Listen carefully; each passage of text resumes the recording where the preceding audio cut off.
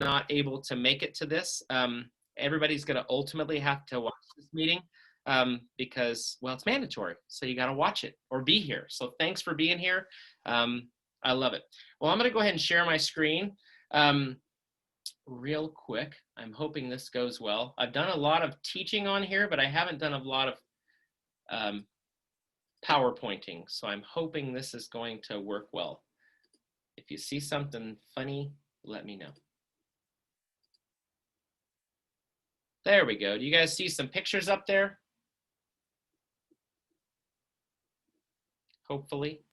Yep, it's working great. Good, good. And I see something funny. You see something funny? There you go. Is it Ryan? Ryan's not here yet, so I can make fun of him. Though I love the bow tie. The bow tie looks great.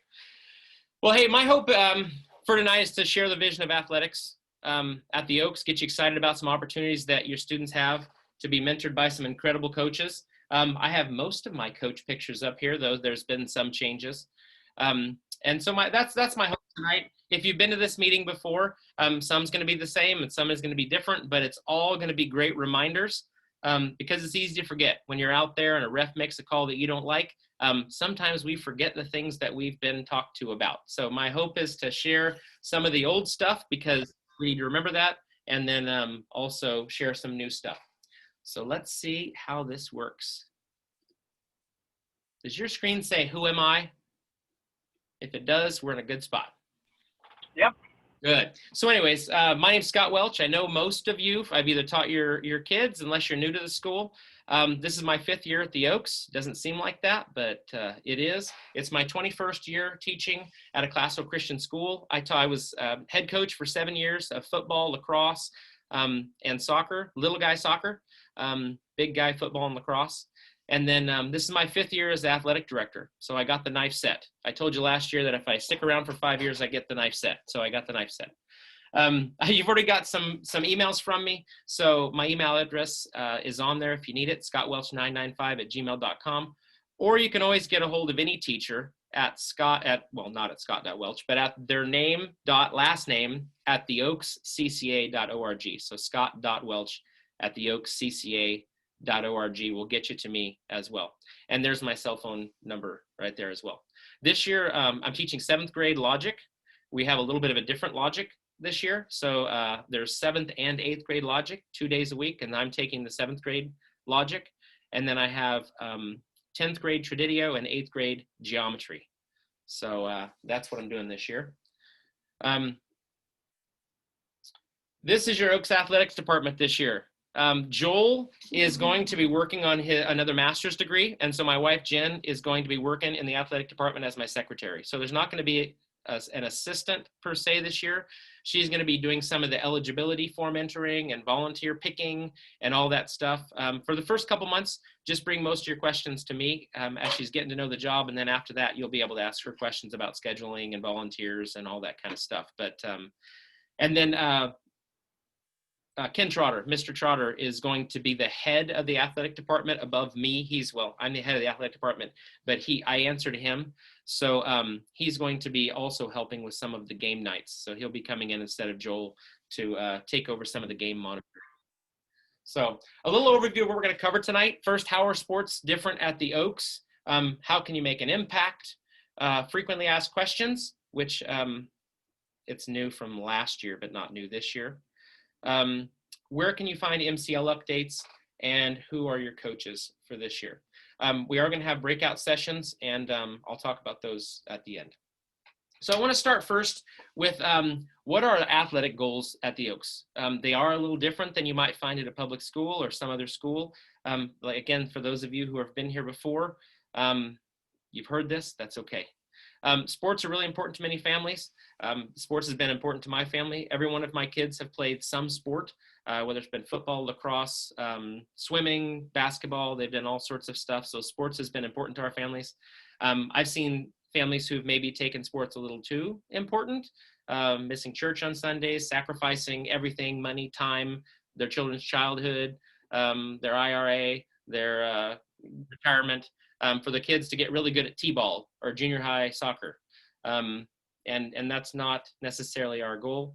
I don't want sports to become an idol at the Oaks. And so we have our priorities set with at the Oaks as academics, arts, and then athletics in that order. So academics, arts, and athletics. I think I told the story last year about a kid. I went to buy a pull-up bar off of Craigslist, and I was talking to the dad for a little while, and we were talking about, I said, oh, you should get him into, he was telling me about how good his son was at wrestling, and I said, oh, he should play lacrosse. And he said, well, can you get a Division I scholarship in lacrosse? And I said, well, yeah. He goes, oh, well, then we'll consider it then. And so as I'm talking to him, he's like, yeah, my son is, 48 and 0 in wrestling this year. And I'm like, wow, that's great. The kid comes, he's 7 years old. His biggest concern is he doesn't want to put him into a sport he can't get a Division I scholarship in. And so we can let sports get a little too, take up a little too much time in our life. For high school athletics at the Oaks, we seek to provide an environment for the students to have fun, grow in their love of the sport, develop basic skills required for that sport, and learn to work hard physically. Those are all things that are important to us. We want them to have fun. We want them to learn how to play soccer and volleyball. If we didn't do that, yes, it'd be more like a youth group than a volleyball team. And though that can be good, that's not necessarily our goal for our athletic program. We do want them to have fun. We do want them to learn how to play volleyball and soccer and all those things, and to work hard physically. They're going to get a lot of running. I know those soccer boys, hopefully they've been out there getting their 3 miles in, because I know that Coach Love is going to take care of business when they get out there. So second thing is, and this is where we kind of divert from other schools, is that our main goal is to develop Christian character. Special attention will be given to the students' interactions and relationships with teammates, opponents, and referees. In the younger ages, our main goal is their relationship with Christ. And though that's still a high priority, we add to that now their relationship with their teammates, opponents, and referees. We go from love the Lord with all your heart, soul, mind, and strength to love your neighbor as yourself. So as we move into the junior high and high school. And so we want to teach them how to deal with wins and losses and prepare them for battles of athletic competitions. And we want all those things to be communicated through the lens of Scripture. And so that's why it takes a long time for me to get a good coach, because I want to make sure that I get a great coach. And so hopefully you can see that throughout this season, that you have amazing coaches mentoring your kids out there. The third thing is we want to develop sportsmanship, humility, and school spirit in the students. So we want it to be, we love school spirit. I love seeing them out there in their Oaks gear. I love them seeing them supporting the school. You learn a lot about humility in athletics. You learn a lot more by losing than winning, as most of you know, and that's the same that we find in business. That's the same we find as a teacher or as a student or anywhere else. We find that you learn a lot through humility.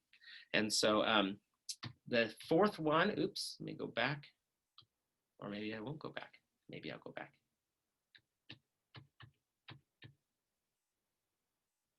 We'll go, all right, I got this. There we go. Use Scripture to prepare the players for the event, to coach and train them through it, and to debrief them afterwards. So that's our fourth goal, is to use Scripture. So the one question is, does Scripture say anything about athletics? And this is a new slide for this year. It says a lot, actually. As far as what the Bible says about athletics, it is the most used analogy in the New Testament for the perseverance in the Christian life. So there are at least 5 verses where Paul uses it as an analogy. If you stretch, you can also find some other ones in there when it talks about just striving, but these specifically are about athletics. So the first one is,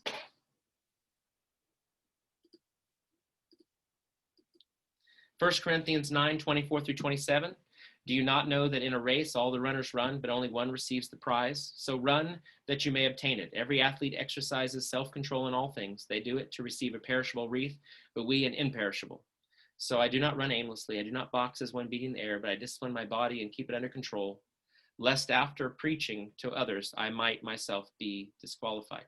So as you look through there, all of these are talking about using athletics as a beautiful picture of what it means to persevere in the Christian life. And so I'm not going to go through all those up there. I'm going to read two more for you. One is 2 Timothy 2:5. An athlete is not crowned unless he competes according to the rules. That whole passage is about striving for the Christian life as a soldier of Christ and also as an athlete. And then the last one, which helps us, again, keep that balance, is while bodily training is of some value, godliness is of value in every way, as it holds promise for a present life and also for the life to come. So a lot of great scriptures about athletics. We do want to think about athletics in terms of the scriptures. So quick review of what we covered so far. First, we want them to have fun. The players, the fans, the coaches. We want everybody to have fun. You will not be that close to other fans this year. So we'll be talking about that. We will not be snuggling up next to each other this year, but we'll talk about that in just a little bit. Grow in their skill and love of the sport.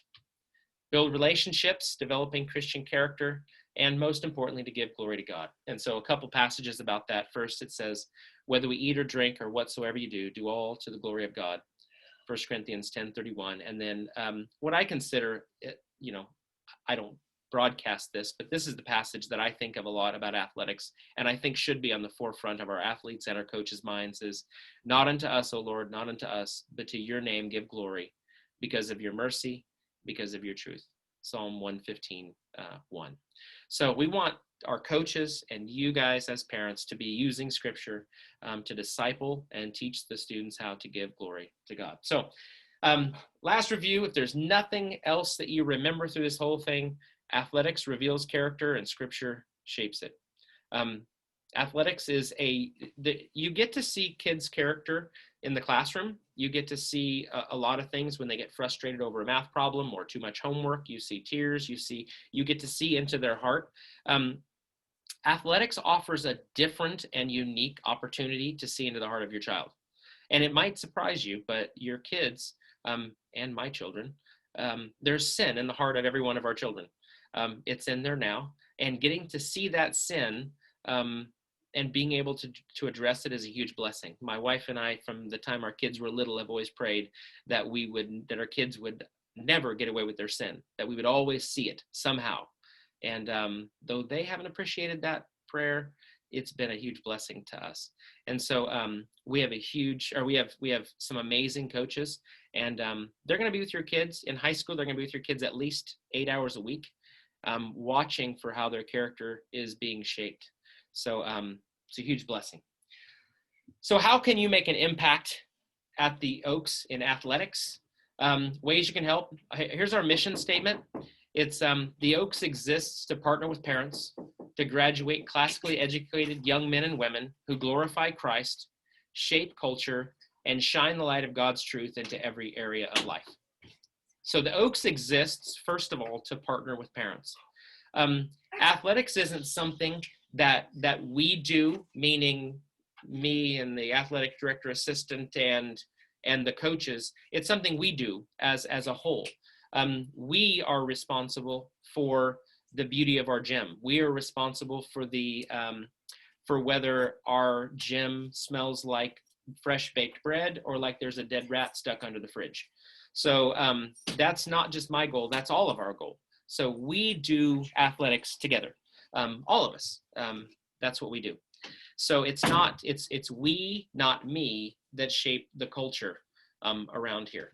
So I find that I can barely shape the culture of my office, let alone shaping the culture of an entire gym. So it's a blessing that I know that I have you guys there to help me make it smell like fresh baked bread. That's our goal. So also, parents can help by bringing their concerns to the right place. Matthew 18, very clear, talks about that if you run into a problem, if there's something that comes up that you have a problem with that involves the coach, you go to the coach first. You always take the time to go first. It's if a brother is caught in any trespass, you who are spiritual restore such a one. Or yes, Matthew 18 talks about you go first to that person privately. So you go to the coach. If it's about playing time, if it's about all sorts of things, you go to the coach and talk to them. If you call me, my first question is going to be, did you talk to the coach? And if the answer is no, I'm going to send you back to the coach. it kind of works that way. If you go to the coach and you don't feel like things are resolved, then you can come to me and talk to me about it. I'll talk to the coach. If things don't get resolved with me, then the next person up is Mr. Trotter and then Mr. Dowers. And so the goal is, it's not just, hey, don't jump the chain of command.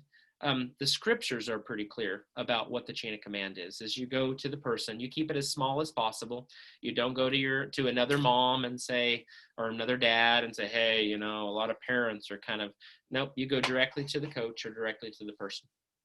So here's a new slide for volleyball and soccer. I've kind of gotten into memes over COVID times, so I have some memes for you. But the last thing is, parents can help by being great fans and role models. And so please don't be that parent in the stands. We ask only positive cheering, no taunting or complaining, that it's God-honoring cheering. And so one way that you can impact athletics of the Oaks is be an awesome role model for your kids. So here's a couple memes for you. That moment when you realize it's your mom that's screaming at the ref. And then, dear mom and dad, thanks for screaming at the umpires and the other parents at the game, the entire game. You're the best. I also call this 4 reasons why you'll never yell at my refs.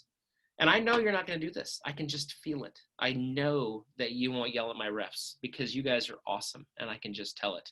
But there are 4 reasons why I hope that whenever a referee makes a call that you find questionable, that you'll remember at least one of these 4 reasons and not yell at them. You can come to me. You can say, hey, Scott, this seems like a one-sided referee calling or something like that. But, and I can go out there. Coach is allowed to talk to the referees. Parents shouldn't be yelling at referees. But here are the reasons why. First, because I'm very careful who I hire as referees. I hire most of our referees directly. I call them directly. I'm friends with most of the referees that we have here, and I've invited them into our gym to take authority over the court or take authority over the field. And if they need to be spoken to, the head coach or I will talk to them. Just let us take care of it. And I have gone out every year, every season. I have talked to at least one referee and said, hey, this doesn't seem like things are going well, or hey, you need to tighten this up because someone's going to get hurt. Or I'm not sure what that call was. Can you explain that to me? So there are times that I will talk to the referee, or the head coach will, but not parents. Also, it's clearly against what Scripture has called us to in Ephesians 4:29 when it talks about how we're supposed to speak to one another. So very important. It's working against what the coaches are teaching the players. The coaches are telling the players to not get upset with the referees and just play the game. And so when you yell at the referee, when the kids are being self-controlled, it's just not helping us. And also, most of you don't make split-second decisions. I know in a classroom, I'm thinking of how many split-second decisions I have to make in a classroom. Maybe 2 a class. You know, someone blurts and I have to decide, is that a name on the board? That's kind of a split-second decision. Imagine making 200 split-second decisions in an hour and a half with 200 people watching. It's hard. And so I just ask, love our referees. I love these referees. Like I said, I'm friends with most of them personally, and I try to hire the best referees, the best ones that I can. So anyways, there you go. 4 reasons why you don't get to yell at my refs. How else can you make an impact at the Oaks as far as athletics? You can help by volunteering. We need 1 parent to serve as a transportation coordinator for soccer, for volleyball, and for junior high volleyball. And so please contact the coach if you're willing to do that. We've made it pretty simple. I can send you emails of what's been done in the past to show you that it really is not as hard as you think it is. I'm there to assist you with it, and yeah, it's not as hard as you think it is. So feel free to jump in on that. Also, help at the admissions table. We're looking into that. I'm pretty sure we are going to have an admissions table this year, but it's we're going to continue with last year's plan. Show up 45 minutes before your time, and then you get to watch about 3/4 of your child's game from the stands. And that worked out real well. And also, we're looking for transportation to at least 1 away game. So look for opportunities to love the kids on those away game trips. There are rules that go along with that. I'll send you an email about, we take that as a pretty serious. We get a chance to have parents get to mentor kids right after they lose a game or right after they won the championship, or right after something, or on the way to something, and really help them get the framework in their mind for what it means to be a Christian athlete. So all that stuff. We do ask you only play classical music on drives, no earbuds for the kids. We do want the mentorship to take place, and I'll cover that a little more later on. So by the way, just on that note, one thought: legalism is not having rules. I think sometimes I've seen people think that legalism is the idea of having rules. It's fixating on a rule at the expense of love. And so it's not the fact that we have rules, it's the fact that if we fixate on those and that becomes a huge deal, or if we break those rules and then expect the rules to change rather than us, we can actually become legalistic that way. So anyways, moving on. Additional information, I encourage you to update your physicals every year. They're valid for 2 years, but every year I have 3 or 4 parents say, oh, I can't get my well child check until after the first practice. And it's like, well, they're good for 2 years. So don't wait until that second year, update it every year. They get a well child check every year. So just bring that physical form with you and keep those things updated. Away game directions, it says are now on Google Calendar. That's a lie. They're not on Google Calendar yet. I'm going to get those up soon. Part of the problem is I don't actually know where some of our away games are because people are having trouble scheduling our games, scheduling volleyball games. Soccer's not too bad, but volleyball games, some people aren't wanting to schedule volleyball games.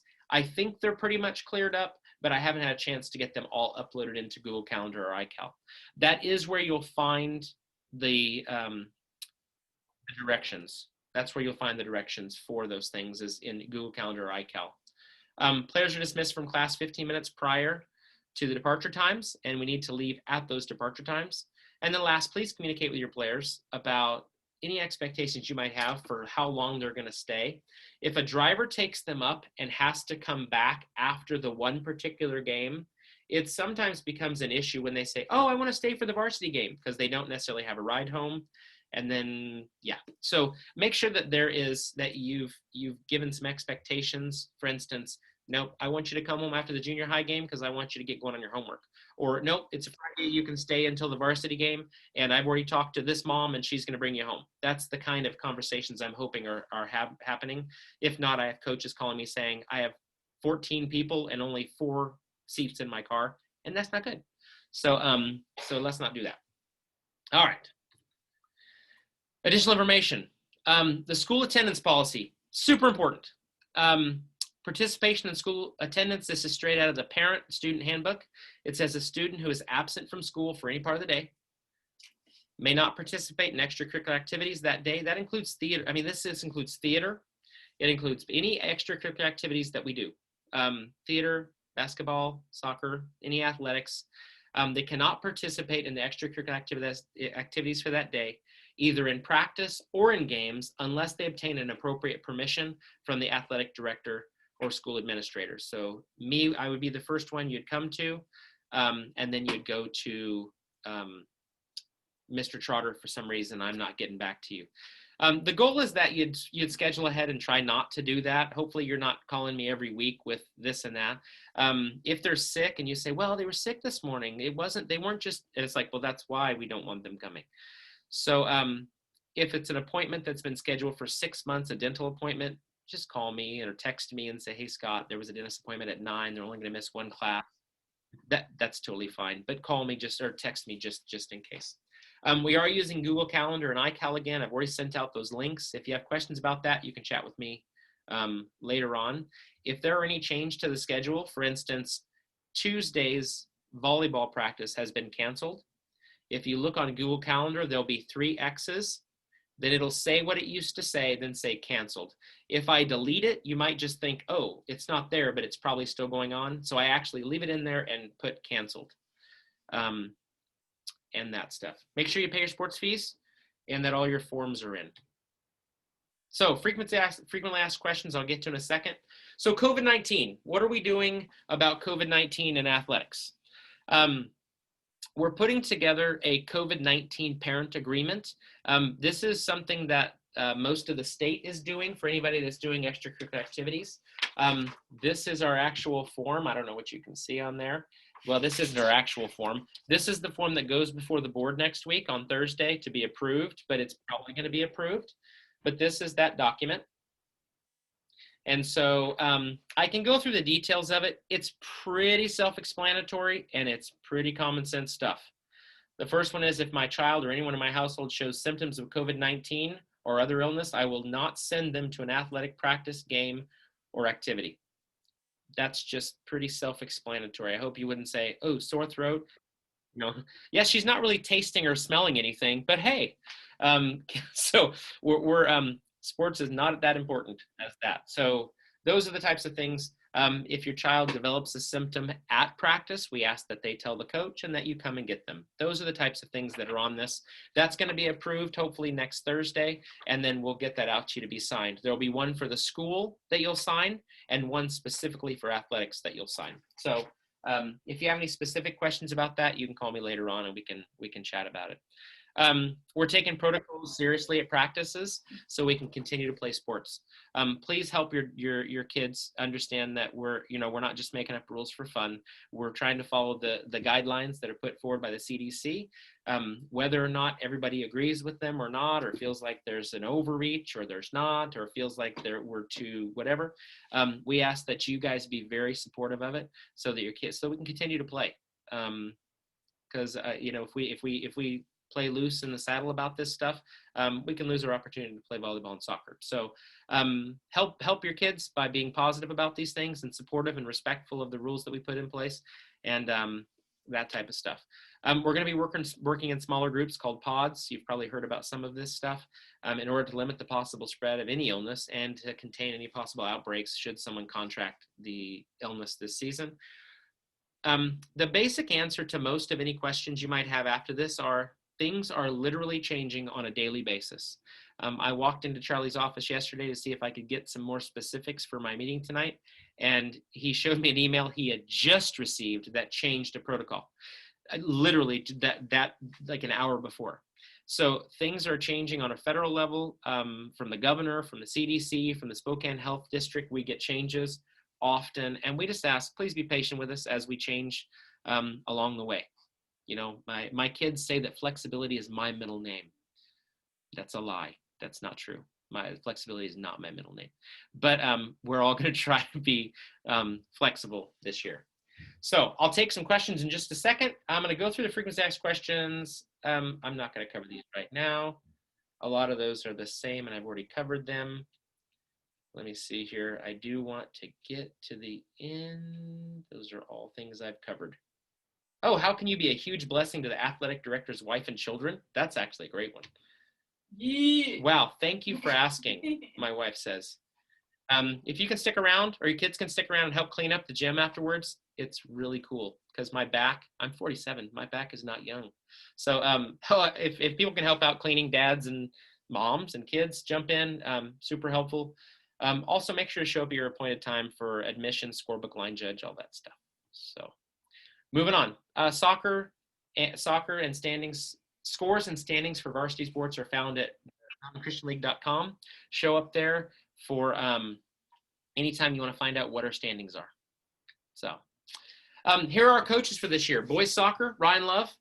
Head coach, John Kapelek's assisting, and I know that Claire is going to be coming in and assisting with some athletic training, making them run and stuff like that. I'm not sure the rest of that, but I know she's going to be assisting with that. Girls volleyball, Renee Williams is back as the varsity head coach. Jessica Woodruff is assisting varsity and JV head coach, and the junior high coach. I'm in communication with about three or four ladies right now about doing that, and so I'm hoping to have an answer for who that's going to be very soon. So last thing, we're going to have our breakout sessions. Volleyball is going to stay here, and I'm going to shut down this in just a second. For soccer, if you could,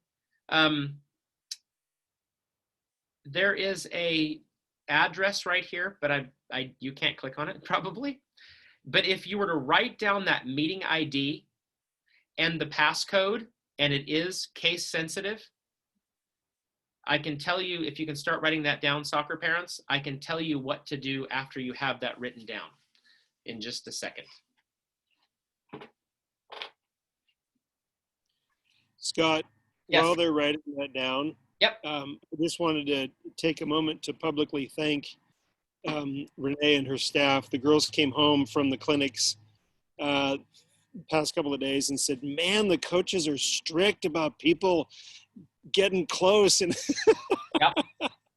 we had sent them with instruction to say, look, we don't care if you get sick, but we need to make sure we're honoring what the policies are. And they came home with chagrined, and we were very grateful. So kudos to you and your folks. Thanks. Welcome. All right. So are we good? Soccer parents, you got that written down? Got it. Yep. Awesome. I'm going to go ahead and stop sharing that. Scott, thank you too for everything you did for the season. I know it was a lot of extra work for you. Thank you. Thank you. Hey, not a problem at all. Not a problem. It's been a blessing. So what we're going to do is for volleyball, you're just going to, but first of all, questions. Do you guys have any questions for me that you want to ask? I covered a lot of info, and there's stuff I can answer and stuff I can't just yet. But if you have some questions, I'd love to take them. We're about 4 minutes over, but I think we're still good.